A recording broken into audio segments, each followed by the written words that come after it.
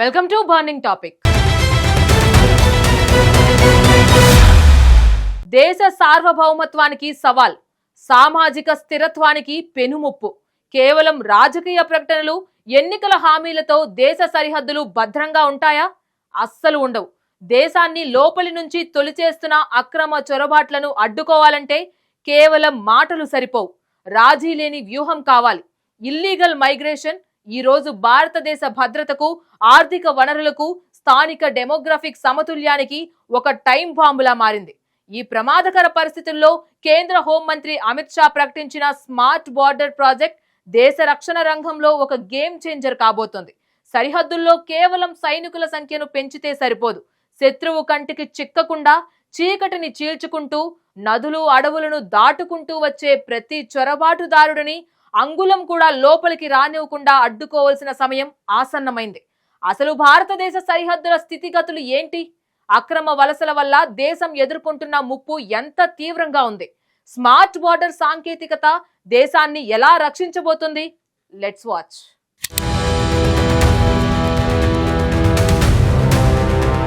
ప్రపంచ పటాన్ని ఒకసారి పరిశీలిస్తే అత్యధిక దేశాలతో సరిహద్దులను పంచుకునే దేశాలలో చైనా, రష్యాలు మొదటి స్థానంలో నిలుస్తాయి. ఈ రెండు దేశాలు చెరో 14 దేశాలతో తమ భూభాగాలను పంచుకుంటున్నాయి. ఆ తర్వాత స్థానంలో 10 దేశాలతో సరిహద్దులు కలిగిన బ్రెజిల్ దేశం వస్తుంది. మరి భారతదేశం పరిస్థితి ఏంటి? భారత్ సుమారు 6 నుంచి 7 దేశాలతో తన సరిహద్దులను పంచుకుంటుంది. పాకిస్తాన్, చైనా, నేపాల్, భూటాన్, మయన్మార్, బంగ్లాదేశ్, ఆఫ్ఘనిస్తాన్కు చెందిన కొంత భాగం భారత్తో ముడిపడి ఉన్నాయి. అయితే ఇందులో అత్యంత సంక్లిష్టమైన పొడవైన సరిహద్దు ఎక్కడుందో తెలుసా? అది బంగ్లాదేశ్తో ఉంది. కేవలం బంగ్లాదేశ్తోనే భారతదేశం సుమారు 4096 కిలోమీటర్ల పొడవైన సరిహద్దును కలిగి ఉంది. వినడానికి ఇది కేవలం ఒక నెంబర్ లాగానే అనిపించవచ్చు. కానీ క్షేత్రస్థాయిలో ఈ 4096 కిలోమీటర్ల సరిహద్దును కాపాడడం ఒక పెద్ద సవాల్. ఎందుకంటే ఈ సరిహద్దు అంతా మైదాన ప్రాంతం కాదు. దట్టమైన అడవులు, అడ్డుగా ప్రవహించే నదులు, కొండ కోనలు, చివరకు సరిహద్దు రేఖల మధ్య ఇరుక్కుపోయిన వందలాది గ్రామాలు ఉన్నాయి. ఇటువంటి భౌగోళిక పరిస్థితుల వల్ల అక్కడ పూర్తిస్థాయి భౌతికమైన గోడలు నిర్మించడం కానీ, నిరంతరం మానవ శక్తితో నిఘా పెట్టడం కానీ అత్యంత కష్టసాధ్యమైన పనిగా మారింది. మరోవైపు నేపాల్ సరిహద్దు పరిస్థితి కూడా భిన్నంగా ఏమీ లేదు. భారత్ నేపాల్ సరిహద్దులు దాదాపు తెరిచే ఉంటాయి. ఎలాంటి కఠినమైన వీసాలు, పాస్పోర్ట్ల నియంత్రణ లేకపోవడం వల్ల నేపాల్ మీదుగా ఇతర దేశాల చొరబాటుదారులు సులభంగా భారత్లోకి ప్రవేశించే అవకాశం ఏర్పడింది.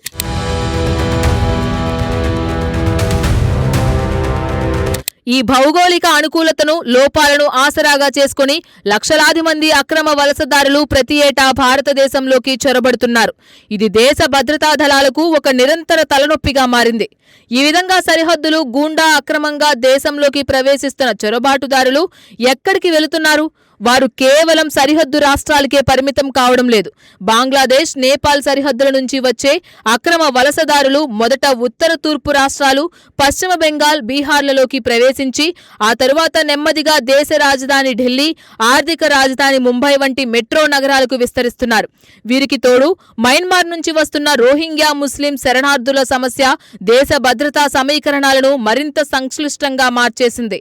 ఇక్కడ ఒక విషయాన్ని స్పష్టంగా అర్థం చేసుకోవాలి. చట్టబద్ధంగా అన్ని అనుమతులతో భారతదేశానికి వచ్చి నివసించే విదేశీయుల వల్ల దేశానికి ఎలాంటి ఇబ్బంది లేదు. కానీ దొడ్డిదారిన వచ్చే ఈ ఇల్లీగల్ ఎంట్రీల వల్ల దేశంపై పడే భారం అంతా ఇంతా కాదు. చొరబాటుదారులు స్థానికంగా కలిసిపోయి నకిలీ పత్రాల ద్వారా రేషన్ కార్డులు, ప్రభుత్వ సబ్సిడీలను పొందుతున్నారు. ఇది దేశ ఆర్థిక వనరులపై తీవ్రమైన ఒత్తిడిని తీసుకొస్తుంది. మన దేశ పౌరుల కోసం కేటాయించిన పన్ను డబ్బు, వనరులు అక్రమ వలసదారుల పాలు కావాల్సి వస్తుంది. దీని ప్రభావం కేవలం ఆర్థిక వ్యవస్థపైనే కాదు, సామాజిక సమతుల్యంపై కూడా పడుతోంది. స్థానిక యువతకు దక్కాల్సిన ఉపాధి అవకాశాలను ఈ చొరబాటుదారులు తక్కువ కూలికే పనిచేస్తూ లాగేసుకుంటున్నారు. దీనివల్ల నిరుద్యోగిత పెరగడమే కాకుండా స్థానికులకు, వలసదారులకు మధ్య ఘర్షణలు చోటు చేసుకుంటున్నాయి. డెమోగ్రఫిక్ చేంజ్ అంటే జనాభా సమతుల్యం దెబ్బతినడం వల్ల కొన్ని ప్రాంతాల్లో రాజకీయ, సామాజిక ఉద్రిక్తతలు రోజురోజుకి హద్దులు దాటుతున్నాయి. ఇది దేశ అంతర్గత భద్రతకు ఒక పెద్ద హెచ్చరిక.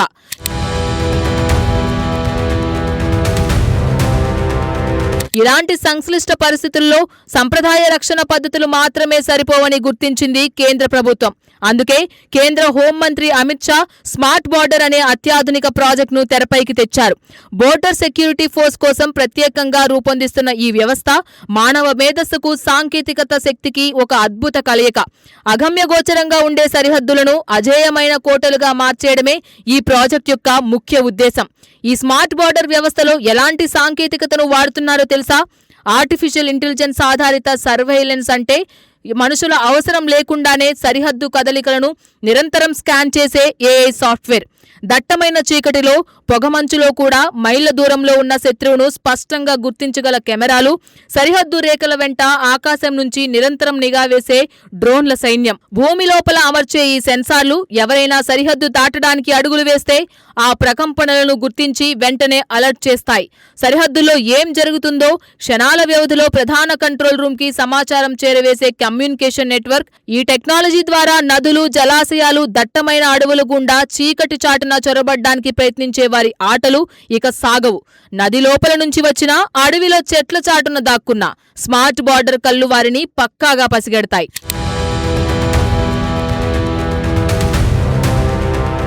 భారతదేశం ప్రవేశపెడుతున్న ఈ స్మార్ట్ బార్డర్ విధానం ప్రపంచవ్యాప్తంగా ఇప్పటికే నిరూపితమైన వ్యూహం.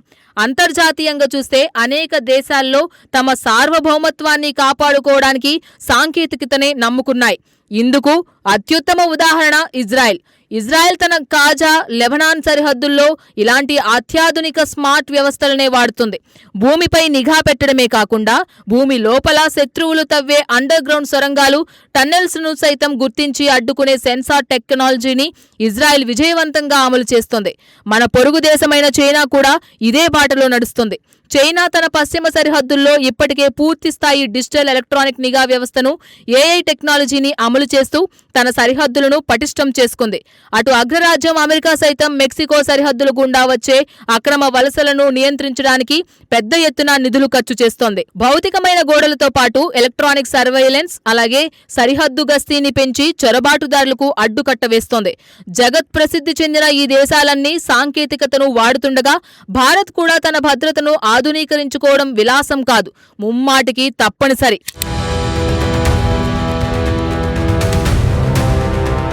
ప్రస్తుత గ్లోబల్ సినారియోలో భారతదేశం ఈ చర్యలు తీసుకోవడం ఎందుకు అత్యంత అవసరమో చెప్పడానికి భారతీయంగా మారుతున్న భావజాలాలు ఒక స్పష్టమైన ఉదాహరణ.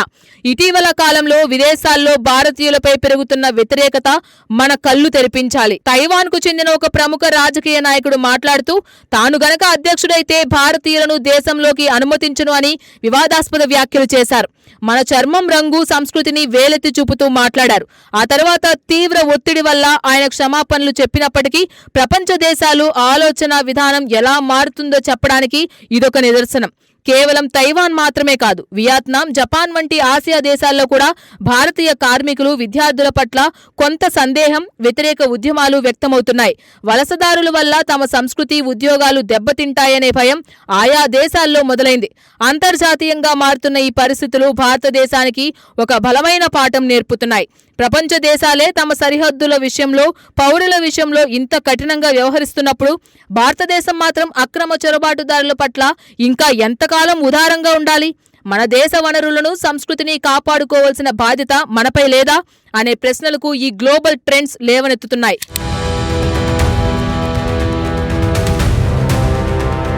నిజమే, అక్రమ చొరబాట్లను అడ్డుకోవాలంటే కేవలం బోర్డర్ సెక్యూరిటీ ఫోర్స్ సైనికుల సంఖ్యను పెంచుకుంటూ పోతే సరిపోదు.